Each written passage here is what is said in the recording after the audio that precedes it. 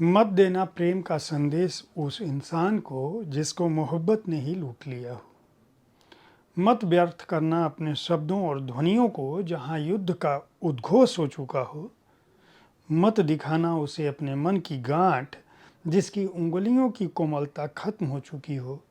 मत रिझना उन रास्तों पर जिनको बनाया गया हो वृक्षों की समाधियों पर। नमस्कार, आप देख रहे हैं साहित्य तक के बुक कैफे का एक दिन एक किताब कार्यक्रम। मैं हूं जयप्रकाश पांडे। आज है शुक्रवार और मैं वादे के मुताबिक एक कविता संग्रह के साथ उपस्थित हूं जिसका नाम है परिधि से बाहर। पल्लवी विनोद इसकी रचनाकार हैं। पल्लवी विनोद स्त्रियों के सुख दुख की रचनाएं लिखती हैं। पत्र पत्रिकाओं में उनकी रचनाएं प्रकाशित होती रही हैं।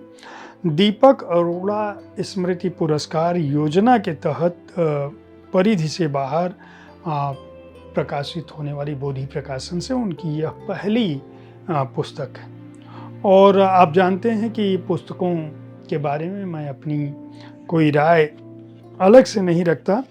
कविता संग्रहों के बारे में सीधे सीधे मैं कविताएं पढ़ता हूं और अपने दर्शकों को यह बताने की कोशिश करता हूं कि वह जान सकें कि उनका प्रिय रचनाकार किस तरह की रचनाओं के साथ अपने नए कविता संग्रह में उपस्थित है। पल्लवी विनोद का चूंकि पहला ही कविता संग्रह है परिधि से बाहर, इसलिए जो कविताएं मैं पढ़ रहा हूं उसमें पहली कविता का शीर्षक है नग्न सत्य।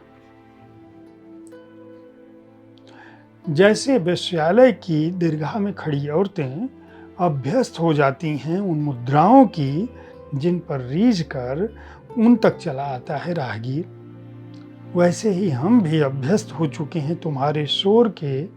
क्या तुम्हें पता है? समाचार को चीख कर बताने से वो व्यभिचार सा प्रतीत होता है।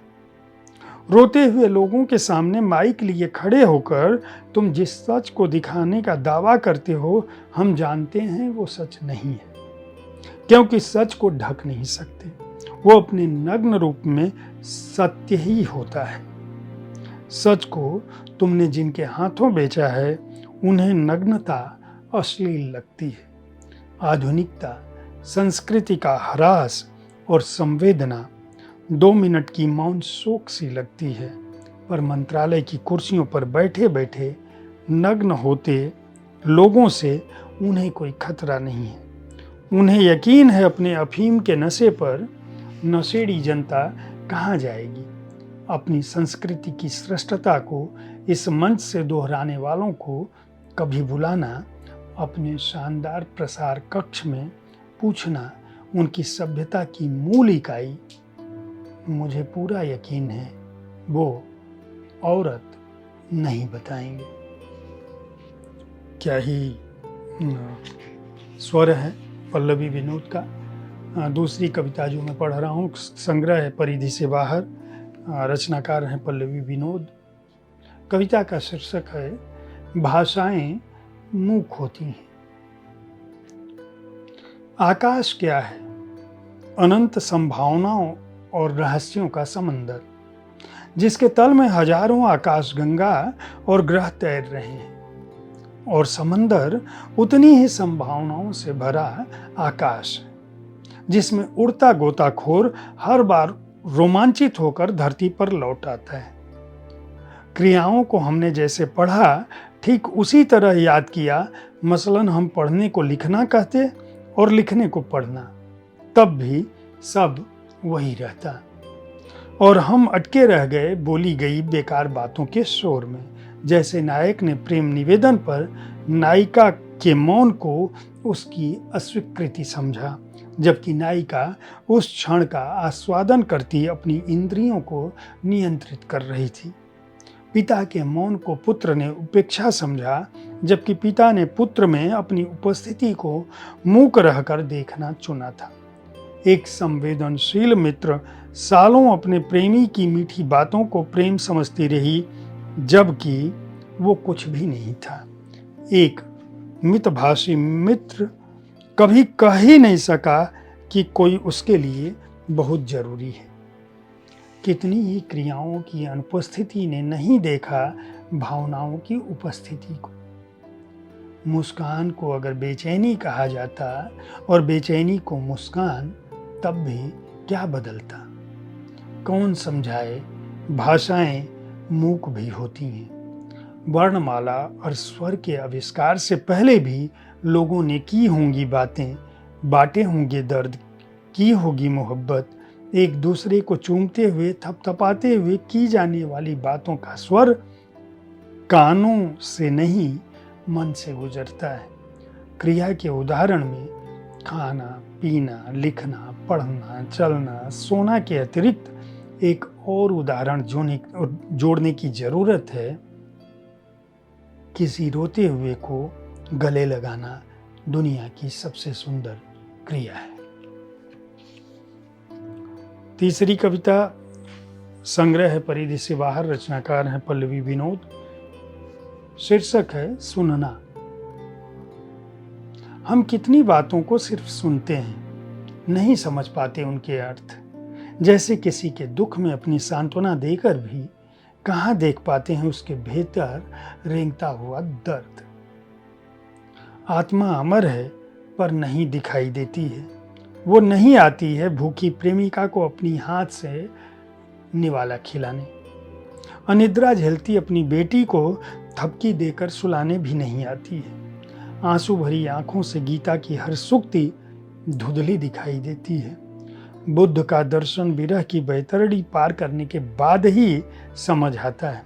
इसलिए जब कोई अपना दर्द बताए, थोड़ा ठहर कर सुन लेना दोस्त। एक संत ने कहा था, कोई सुन रहा है, इस खुशी में मुर्दे भी जाग उठते हैं।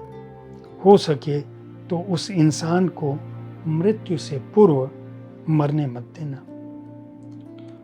और चौथी कविता परिधि से बाहर पल्लवी विनोद की कविता संग्रह से पढ़ रहा हूं। इसका शीर्षक है प्रेम का बंध। एक दिन हम सब एक दूसरे से बिछड़ जाएंगे। एक दिन हम सब एक दूसरे से बिछड़ जाएंगे। जब जाते हुए एक बार और पलट कर देखना चाहेंगे और पाएंगे कि इस दुनिया में पुनः आने की हर संभावना बस यहीं पर है। इसके घेरे से बाहर निकलते ही सब शून्य है। जब प्रेम अपनी समस्त सम्मोहक शक्तियों के साथ हमारे सामने खड़ा है, हम उसकी उपस्थिति को अनदेखा कर विषाद की ठंडक से ठिठुर अवसाद ओढ़ लेते हैं। नहीं देखते सूरज बादलों के पीछे बैठा लिख रहा है खत अनवरत। उन शब्दों को देखते हुए भी नहीं समझ पाते ये कैसी फितरत कि हमने सबसे ज़्यादा अनदेखा उसी को किया जिसने हमें सबसे ज़्यादा देखा। एक दिन सब खत्म हो जाएगा। क्रोध भी, उन्माद भी, संवाद भी, विवाद भी। हम बस एक बार छूना चाहेंगे उसे, पर राख में भुरभुराहट के सिवा कोई एहसास नहीं मिलता है। चाहे शरीर हो या भावनाएं, यहीं इसी धरा पर भटकना चाहती हैं। ठौर मिले तो भी नहीं टिकती। छूटते हुए प्रेम को पलट पलट कर बस एक बार और देख लेने की चाह लिए मनुष्य सांसों की महीन रस्सी को कसकर पकड़ लेता है। धरती का गुरुत्व उसे अपनी ओर खींचता है, मृत्यु की शक्ति अपनी तरफ। कौन शक्तिशाली? प्रेम का बंध जो कभी नहीं टूटता, मानव चाहे इस पार या उस पार।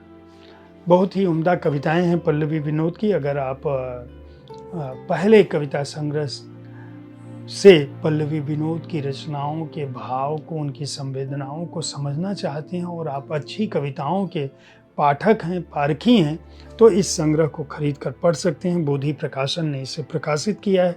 मूल्य 250 रुपये है और पृष्ठ संख्या है 138। उम्मीद है साहित्य तक का कविताओं पर आधारित यह कार्यक्रम आपको पसंद आ रहा होगा। हमारे वरिष्ठ सहयोगी संजीव पालीवाल हर दिन एक कविता में कविताओं के साथ उपस्थित होते हैं आपके पास। उनकी पाठ्य शैली भी बहुत अच्छी है। आप उनके कार्यक्रम को सुन सकते हैं। साहित्य तक पर हम पुस्तक संस्कृति को बढ़ावा मिले, साहित्य को बल मिले, कविताएं और कथाएं जिंदा रहें आपके जीवन में, आप बेहतर बन सकें, इनकी कोशिश करते रहते हैं। हमारे कार्यक्रम के बारे में अपनी राय से अवगत कराना ना भूलें। धन्यवाद।